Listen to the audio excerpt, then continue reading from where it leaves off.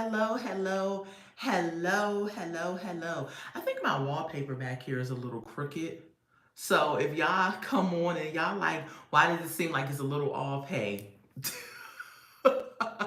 it just happened to be like that. But anyway, what's up, y'all? Tasha checking in with another video, and this is going to be our lunchtime language video where we talk about hot topics and current events. Child, my lunchtime language videos are supposed to be on Wednesdays. However, I don't know what happened.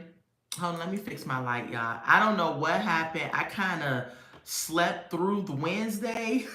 I don't know what happened. So if y'all are like, I thought you go live on Wednesdays. I do for lunchtime language. I don't know what happened, but I'm here today. So if it's your first time joining me, welcome. If y'all like current events, hot topics, y'all like that type of thing, staying abreast with pop culture and different things like that, then my channel, one of the segments I do on my channel is that. And if you like it, go ahead and hit the subscribe button, y'all. Give this video a thumbs up and leave some comments in the comment section. All right, so we're about to kick it off and get started with these hot topics and current events. I hope you all are having an awesome, beautiful Thursday. I'm having an amazing Thursday myself. Let me move my tripod over a little bit and let's get started with the hot topics, okay? All right, y'all. So first thing up is going to be happy birthdays. Happy birthday goes out to Aaliyah, okay? She would have been 46 years old today. And if y'all don't know who Aaliyah is, she was a R&B singer and she was an actress as well. And she died when she was about 20. I want to say she was about maybe 24 when she passed. Y'all can correct me for replay watchers and live watchers in the comments, but I want to say she was like 24 when she died. And if y'all were around and y'all remember, she was doing a video on an island. She was doing the Rock the Boat video, and that was her last song. And well, that we heard of. Now she may have did some other songs in the vault that maybe might not have got released or whatever, things that she was working on. But she was doing a Rock the Boat video, and it was on the island. And unfortunately, she came to her demise, and it was because of some type of over what was it, luggage or equipment on the plane. And so the plane ended up going down and she came to her demise, and I think she was 24 years old. And so it was such a sad moment. Aaliyah was a rising star at that time. When she had died, she was coming out with Rock the Boat, and that's the video she was shooting on that particular island she was on. And she also was working on a movie, Queen of the Dam, and she ended up passing before that movie was really complete. And so they had to kind of fill it in and do some fillers and things like that. However, if she was alive, she would have been 46 years old today. So happy birthday goes out to Aaliyah. And also happy birthday goes out to none other than Dr. Martin Luther King Jr. His birthday was yesterday, okay? And y'all know that he was a activist. He was very heavy into the African American equal rights and things of that nature. His famous I Have a Dream speech that he gave in Washington, D.C. still resonates today with individuals. He was shot at a hotel while he was on his balcony. And if he was still living, he would have been 96 years old today. So happy birthday goes out to both of those individuals. And unfortunately, they both are deceased. And so hopefully resting in peace to Aaliyah and Dr. Martin Luther King Jr. Okay, let's move on to the next topic, y'all. Yesterday also, President Biden came out and he gave his farewell speech, okay? And I missed the speech. I was at work and they actually had the TV on at work and I missed it. Someone said it had just went off. However, I went and I looked to see kind of some of the things that he was saying, right? And he was discussing things his administration had did, of course. And he was just, big up in the administration, Kamala Harris, things like that. Okay. The one thing I did not like about Biden's farewell speech is that I feel that it was a last ploy to scare the people. Okay. He said, and I quote, Today, an autocracy, and I'm probably saying that totally wrong, and I have to look up that word because I'm ignorant to the meaning of that word, is taking shape in America. An extreme wealth, power, and influence that literally threatens our entire democracy, our basic rights and freedoms, and fair shot for everyone to get ahead. I feel like that statement, amongst others that he said, was a final dig at Donald Trump. Y'all know Donald Trump is now our president and he will be sworn in actually this month. And I think that was a final dig at him and a final dig to scare the people. I hate when they do that type of thing. And the Democrat Party is famous for doing that, trying to scare the people and say, he only cares about the wealthy. You need to stick with us because we're for the middle class and the poor. Well, if you're saying that to me, you're for the middle class and the poor. I don't want to continue to be middle class and poor. My goal in life is to be comfortable and attain a certain wealth. So when the Democrats hit you with the "we are for the middle class and the poor," and if you're black or if you're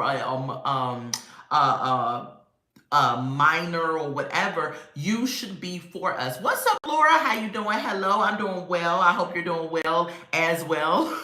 Today. Happy Thursday.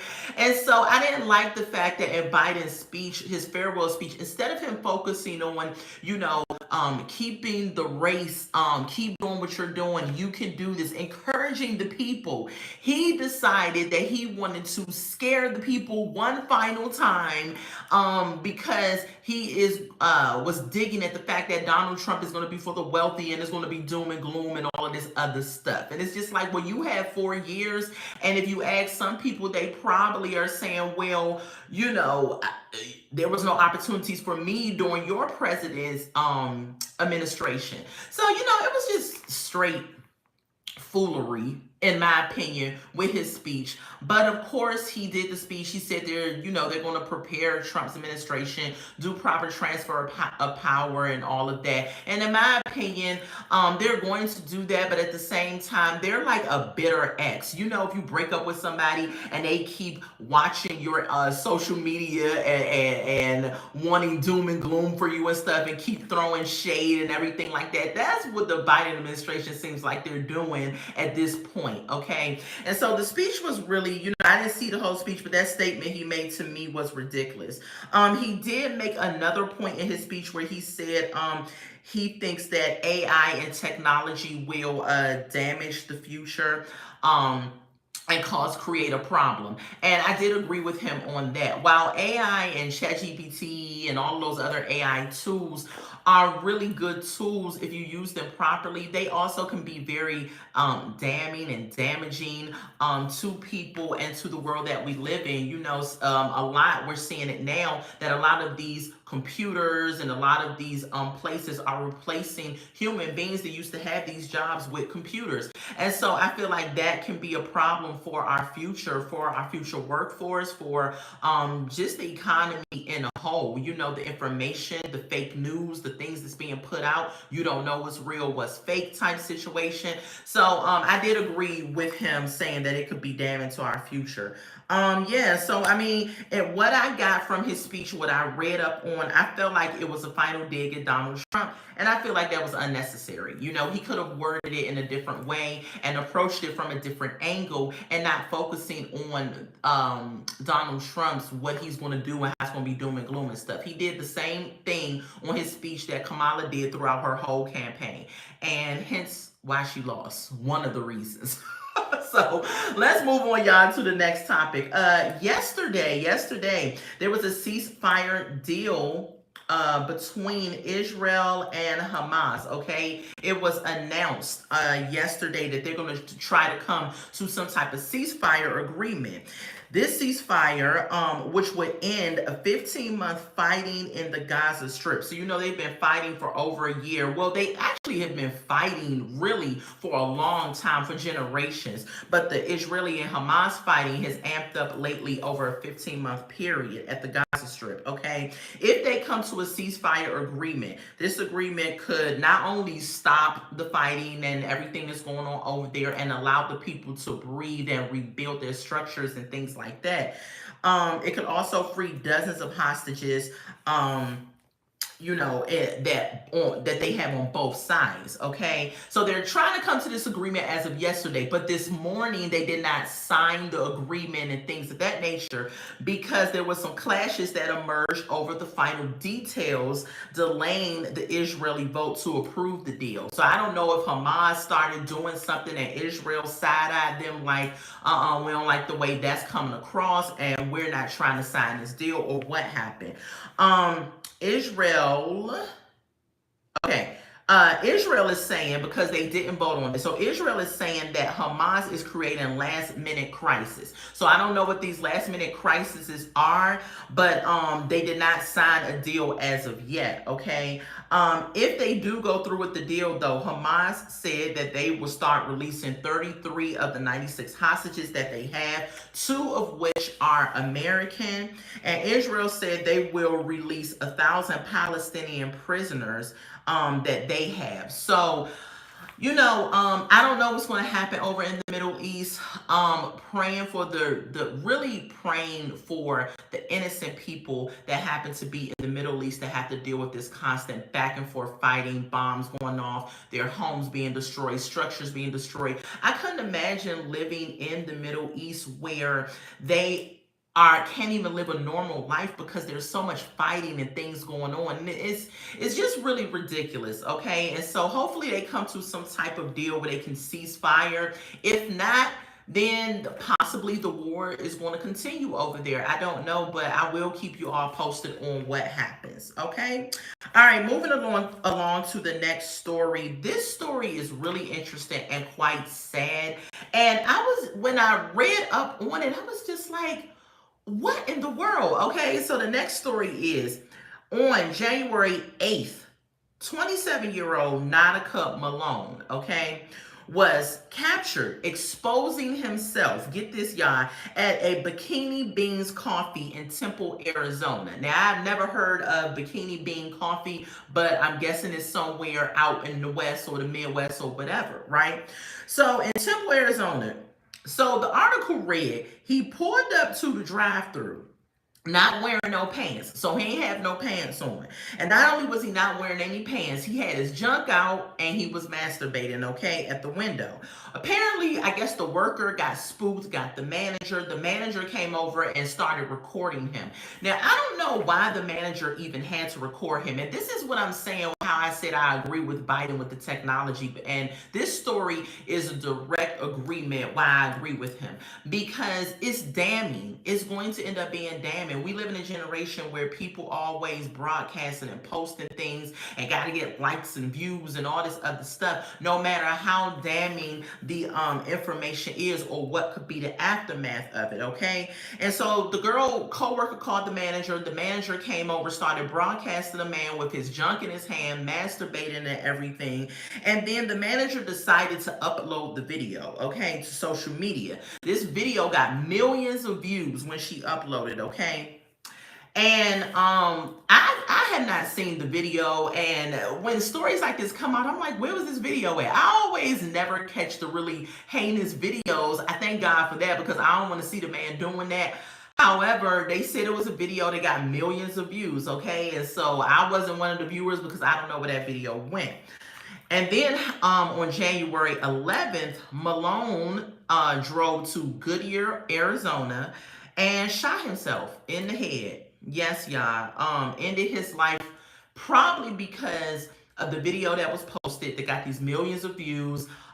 Maybe he was on some type of drugs or something. Why he did that?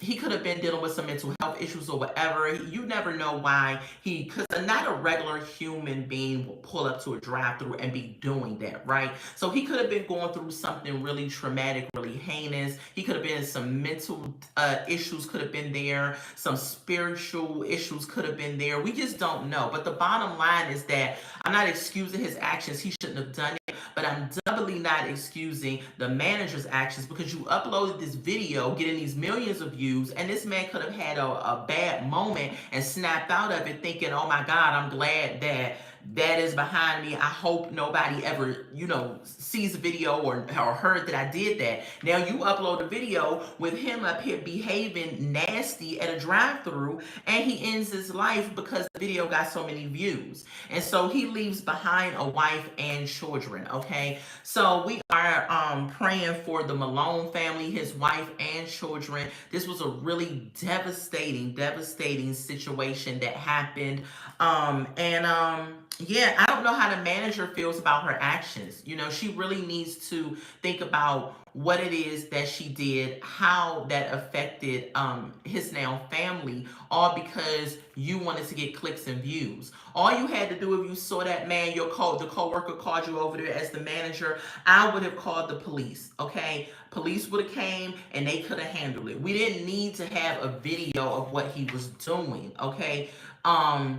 And yeah, it's just that's the society we live in. It's always a phone out, always a camera out, trying to capture a moment so that someone could post something so they can get these clicks and views and all of that. Some stuff just doesn't need to be captured, and this was one of those instances. Okay, so praying for his family, and just sad a story. Moving on to the next topic, y'all. There's a new movie coming out. Well, there's actually two new movies coming out, okay? First one is new movie with Keke Palmer and SZA. Y'all know Keke Palmer is a singer, actress. We love us some Keke Palmer, okay? And then SZA is a singer. I think this may be the first movie that she's been in, but they have a movie coming out in theaters. Now, this particular movie, I thought very well could have swapped the place of the next movie I want to talk about. I feel like this movie maybe should have made it to Netflix. I'm like, how did it get to theaters? But we could use some new movies in the theaters, because after COVID, like, the movie going experience has definitely changed. There has not been movies that I'm like, oh, I'm dying to see that movie. You remember before COVID, movies used to be coming out and we'd be like, oh my God, I'm going to go see that. I'm going to go see that.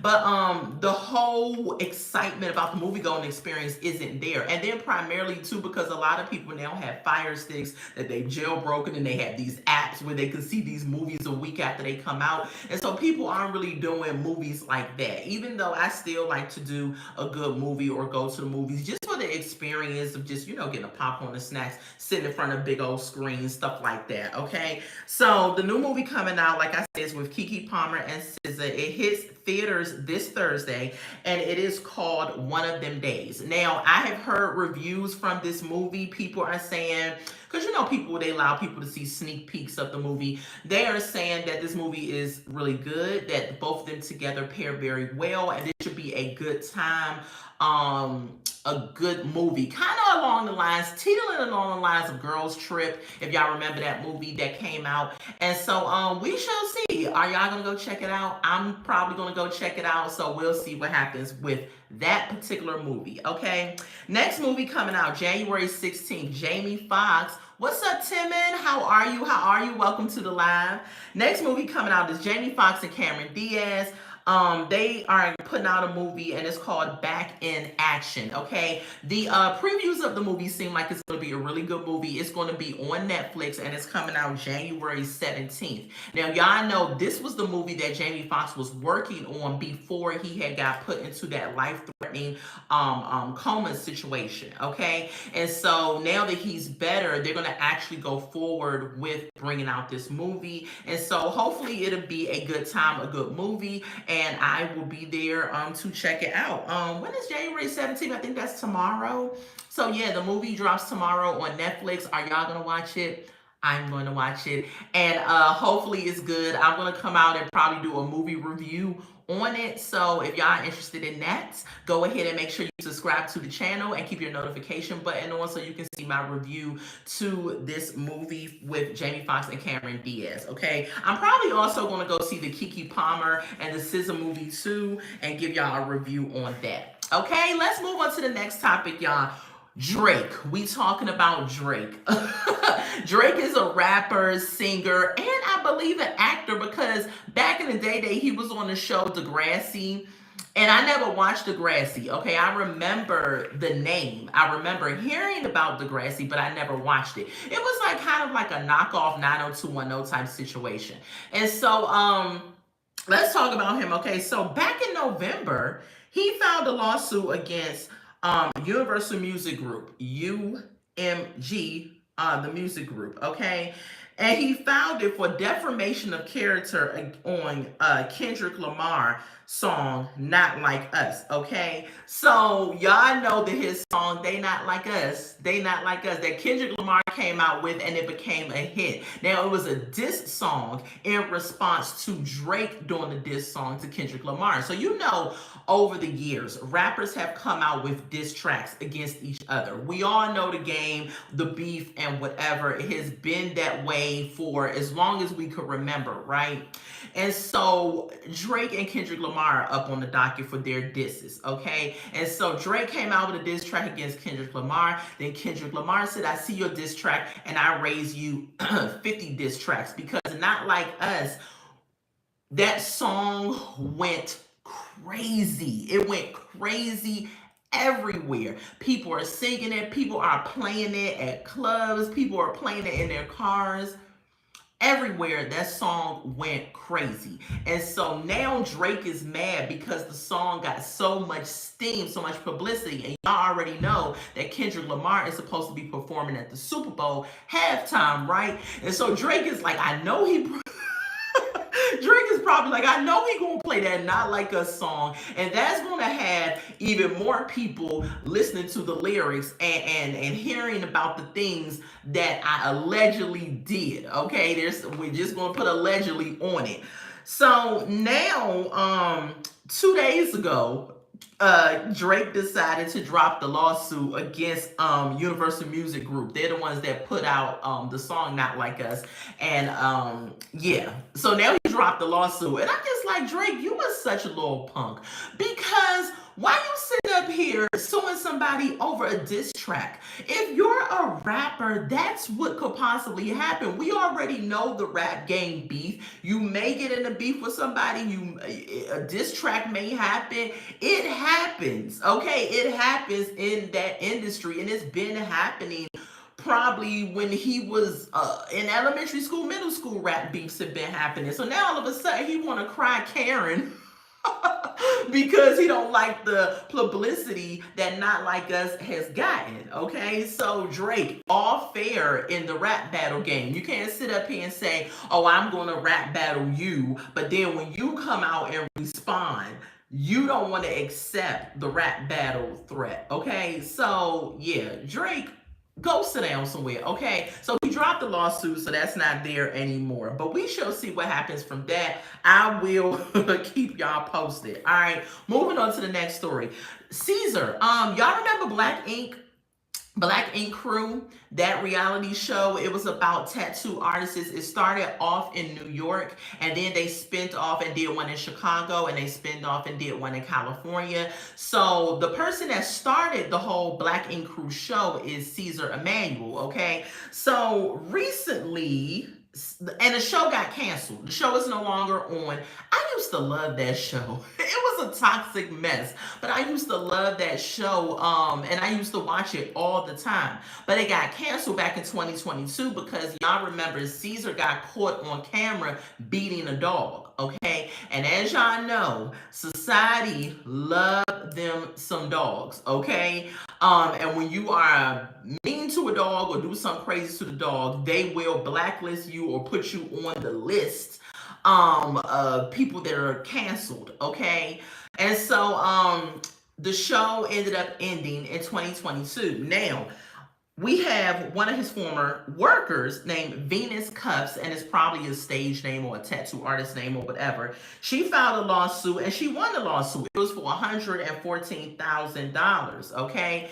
Again, she filed it against Caesar. He was supposed to pay her that. Years later, okay? We in 2024, years later, he has still not paid this girl her money, okay? So I don't know what her next steps are. And that's my only thing. Like when you have a lawsuit, how long does the person have to pay it? But if it happened back in 2022, we're now in 2025. Dude, where's my money? Give me my money. You know what I'm saying? So he still has not paid this young woman that was a former worker of his. So we're going to see what happens with that.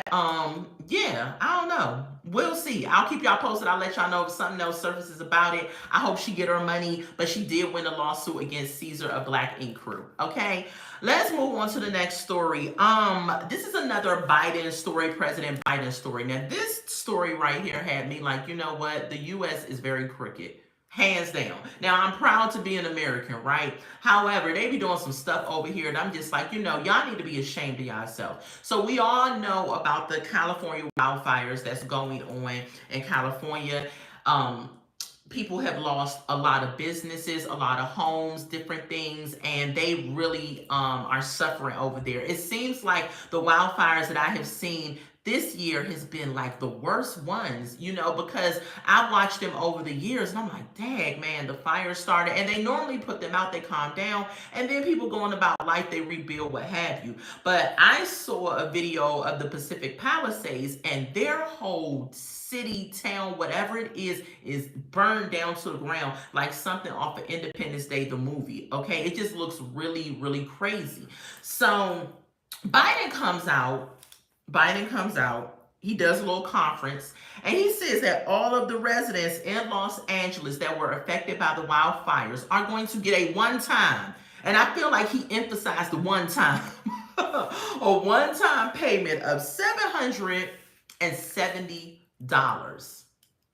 Now, y'all remember back months ago, the people that were affected in South Carolina, was it South Carolina, North Carolina, but one of the Carolinas, when they were affected by the hurricane, and they gave them $700, okay, when people's houses were floating down the street. They gave them $700. Now we fast forward to the wildfires, and now he said they're going to give these people one-time payment of $770. And I'm thinking to myself, what the heck is that supposed to do for somebody who has lost everything? I mean, everything. And it's so ironic, I know that the president doesn't make the final say so when he decides to award someone money or he decides to do something. However, it's just kind of like, how is it that Congress comes together with these magical 7 numbers? Okay, I think that's going to be enough for people. But you turn around and you send thousands upon thousands of dollars to Ukraine, and you can't even help people in your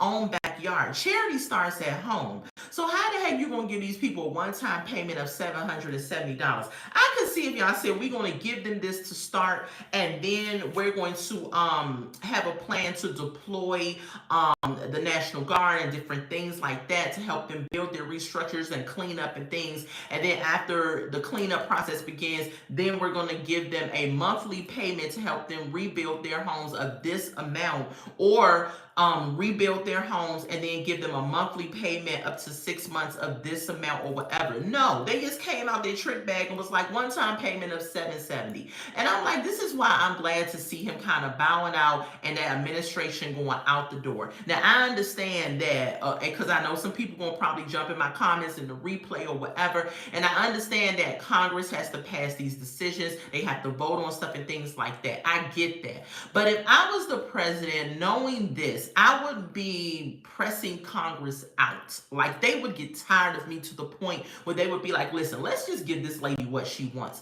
Because if you're really for the people, then you're going to fight for the people. Really, you got to really get in there and fight for the people. What does that mean? Sometimes that means that first no is not or you're going to still keep going. That second no, keep going. That third no, keep going. You keep going until you just can't go no more. And I don't know if he did that. I'm not saying that he didn't, but sometimes I feel like it's Congress, and then sometimes I feel like they like to blame a lot of stuff on Congress. Like, it's like, oh, well, this didn't happen because Congress didn't pass this, or this didn't happen because Congress didn't do that, And so I'm just kind of just like, and I am, ignorant to the political realm. I just go based off of, what I've read.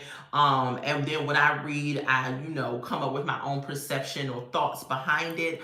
However, I've been a U.S. citizen my whole life. And what I can say is that they do not do charity at home first. They always support foreign people that come to this country, or they support other countries because they always want to have allies because they need allies just in case something breaks out and they need to call on another country for the help and to be an ally, okay? And so they need to just, stop doing that and start really caring about your own people because $770 is not enough money to help these people and they're only giving it to them one time. Now what? After that happens, what are they going to do? Imagine if you lost everything. You lost your clothes, your house, your car, your everything.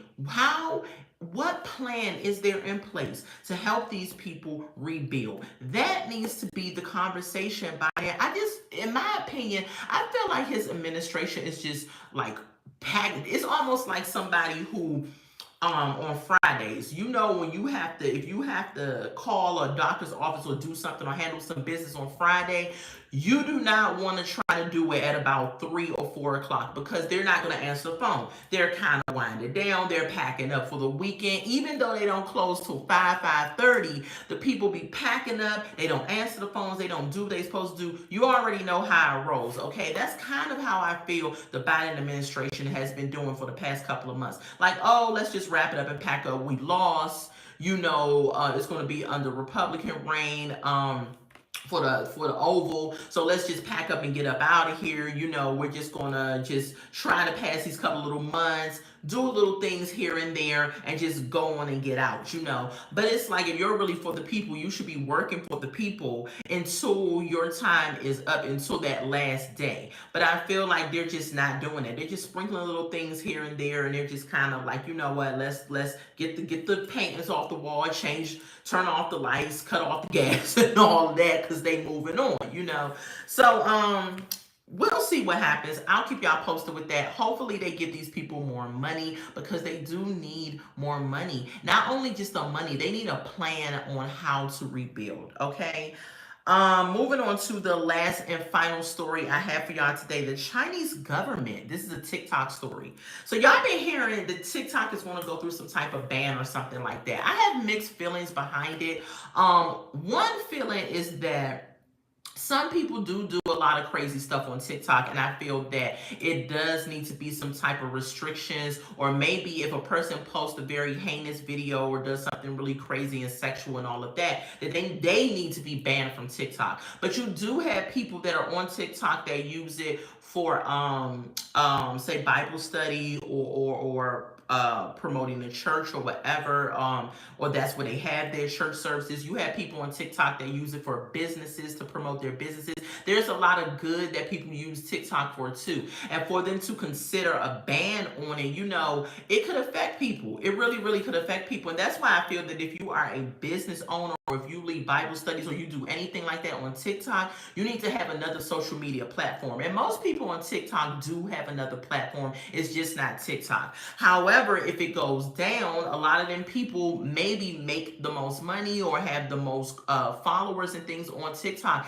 And a lot of people don't be trying to jump ship and go follow you on other social media sites unless they really rock with you like that, okay? And so the Chinese government said they are considering selling the U.S. operations of TikTok to Elon Musk. Now, Elon Musk, billionaire, okay? He is the owner of Tesla. Y'all know who Elon is, okay? His name has been floating around in some circles, okay? He supported Donald Trump during his run, gave him a lot of money, things like that. So I've heard, I don't know the backdoor deals or the ins and outs of it, but he was, right there with Donald Trump helping him, and now he has his hat circulating in the ring of TikTok. What y'all think about that if Elon Musk take over TikTok? I don't know. It could be a good thing. And so it doesn't have to be banned, I guess. I don't know, but Elon always, every time I see him, he strikes me as somebody you got to keep both of your good eyes on, because he looks a little creepy sometimes. And I don't know what it is about him. And I'm not saying he's a bad person or anything like that. He just gives me some weird type of energy and vibe from him. I don't know what it is. It could be he's very maybe socially awkward, or maybe awkward because he has all these billions of dollars. Sometimes people that have millions and billions of dollars and stuff like that, they are a little awkward because they don't know who really loves them and likes them for them or for the money and all of that. So I don't know. He's somebody that I'm always like, looking at sideways, because I'm like, are you genuinely doing something because you want to help somebody? Are you a genuine person? It's hard to really pick up genuine personality traits from most million and billionaires, because they kind of, operate and maneuver in a certain way. Okay. So yeah, Elon might be taking over the US portion of TikTok. So I don't know. Y'all let me know what y'all think about that. Let's recap these stories that I did. If you all have been liking the content so far, live watchers and replay watchers, go ahead and give this video a thumbs up. Most importantly, go ahead and subscribe to the Redefine Me channel. And welcome to all my new subscribers, man. This channel is growing very well, and I'm so happy and glad about it. We are on a road to 1K subscribers, and I cannot wait until we get there. Okay, 2025 is the year I will be monetized, and I'm happy about it, y'all. I'm happy and speaking it into existence. Okay, the stories I went over. Okay, as we wrap this up, Aaliyah, happy birthday to Aaliyah. She would have been 46 years old. Happy birthday to Dr. Martin Luther King Jr. He would have been 96 years old. Okay, we talked about yesterday Biden giving his farewell speech, how the speech has some things I agree with, but it largely had some things I did not agree with. I felt like it was a final dig at Donald Trump and a scare to the people. We also talked about, hold on, y'all. We also talked about the ceasefire over in Israel. Over at the Gaza Strip between Israel and Hamas. They have not come to a ceasefire agreement as of yet. However, they are at the table talking, but they have had some holdups because Israel says that Hamas is doing some last-minute crisis, some type of last-minute crisis issue at the table as of this morning. So we shall see what happens with that. I will let y'all know. We also talked about a young man named Nautica Malone who decided to pull up to a coffee shop, expose himself in a very derogatory sexual nature, and then he ended up unaliving himself, leaving behind his wife and children. We talked about 2 movies coming out, which is going to be the one with Keke Palmer and SZA called One of Them Days, and we also have another movie coming out with Jamie Foxx and Cameron Diaz called Back in Action. Jamie Foxx, Cameron Diaz, that one is going to be on Netflix, and the Keke Palmer and SZA is going to hit theaters, okay? We also talked about Drake filing his lawsuit against the Universal Music Group for defamation, okay, from the song Kendrick Lamar put out, Not Like Us. Is it really defamation if it's true? It's not defamation if it's true, But yeah, he dropped the lawsuit. He brought it out back in November, and he dropped it 2 days ago. So Kendrick, go sit down. I mean, not Kendrick, but Drake, go sit down. Okay. We also talked about Caesar on Black Ink Crew. He owes a former employee $114,000 that he has not paid her as of yet because she sued him and she won the lawsuit and he hasn't paid her yet. She's like, give me my money, Caesar. Ain't nobody playing with you. We talked about Biden again, how he is giving the residents $770, a one-time payment of $770 of the people who were affected by the wildfires. I think that is ridiculous. Again, a lot of people, when I saw this story, was saying that, Congress makes these decisions. It's not just about Biden. But at the end of the day, even if Congress makes a decision, doesn't the president have to sign off on their decision? So if somebody submitted that information on my desk of $770 for these people that lost everything, I'm not signing it. We will have to, Congress, y'all need to go back in there and come back with a number that I am pleased with and a detailed plan plan that I can put out to the people, you know. But again, like I said, I think that the Biden administration is kind of like people that's packing up to leave work early on Friday. They don't really care. Their time is up, about to be up very soon, and so they're just out the door. They don't really care. They ain't trying to work to the last minute, okay? And the last story we talked about was the Chinese government is considering selling the U.S. operations of TikTok to Elon Musk, okay? And yeah, y'all tell me how y'all feel about that. I guess it's better selling it to him than having a ban. But again, I don't know what Elon Musk what he's planning on doing or what the wheels are turning inside of his head. And so we shall see what happens with that. What y'all think about him buying TikTok? Some people are like, well, I don't want it banned. And so if he buys it, then and we can keep it active, hey, it is what it is.